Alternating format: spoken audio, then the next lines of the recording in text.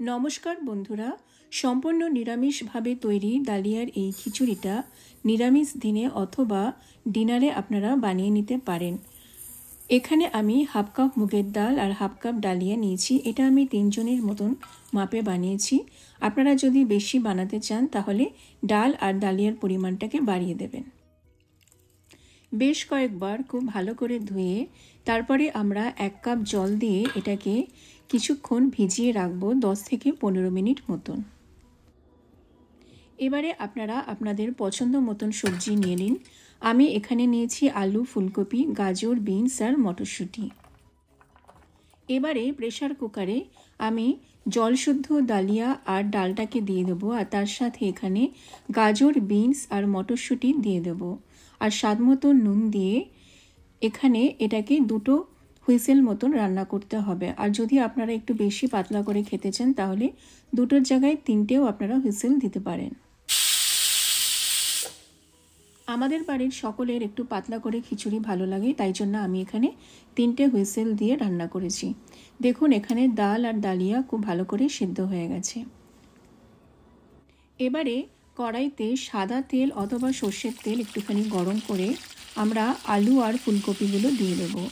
ওপর থেকে স্বাদমতো নুন আর একটুখানি হলুদ গুঁড়ো ছড়িয়ে মাঝারি আঁচে আলু আর ফুলকপি খুব ভালো করে ভেজে নিতে হবে এরকম লালচে হওয়া পর্যন্ত। আর দেখবেন যাতে আলুটা একদম নরম হয়ে যায়। এবারে আমরা কড়াই থেকে আলু আর ফুলকপিগুলোকে তুলে নেব। তারপরে ওই তেলেই আমরা তেজপাতা, শুকনো লঙ্কা, দারচিনি, ছোট এলাচ আর সাদা জিরে ফোড়ন দেব।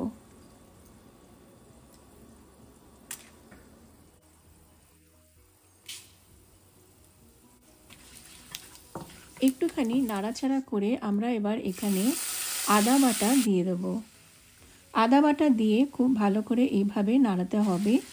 তারপরে এখানে আমরা টমেটো খুব ভালো করে কুচি করে দিয়ে দেব। এবারে ভেজে রাখা আলু আর ফুলকপিগুলো দিয়ে বেশ কিছুক্ষণ মাঝারি আঁচে এইভাবে নাড়াচাড়া করতে হবে যতক্ষণ না টমেটোটা একটুখানি নরম হয়ে যাচ্ছে।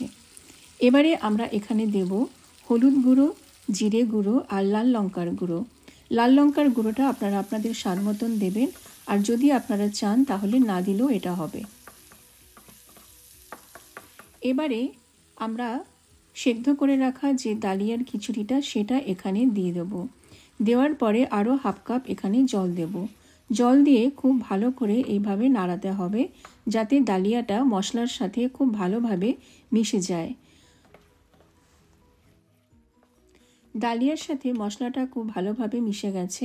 এখানে আমি আরও একটুখানি জল দিয়ে দেবো, কারণ আমি একটুখানি পাতলা করে খিচুড়ি ভালোবাসি। জল যখন ফুটে উঠবে তখন এর মধ্যে ঘি, ভাজা মশলা আর একটুখানি আদা বাটা দিতে হবে। ভালো করে নাড়িয়ে নিয়ে গ্যাস বন্ধ করে একটা পরিবেশন পাত্রে ডালিয়ার খিচুড়িটাকে রেখে ওপর থেকে ঘি ছড়িয়ে পরিবেশন করতে হবে। তাহলে আজকের মতন আসি, আরও একটি নতুন রেসিপি নিয়ে খুব শিগগির দেখা হবে আপনাদের সাথে। নমস্কার।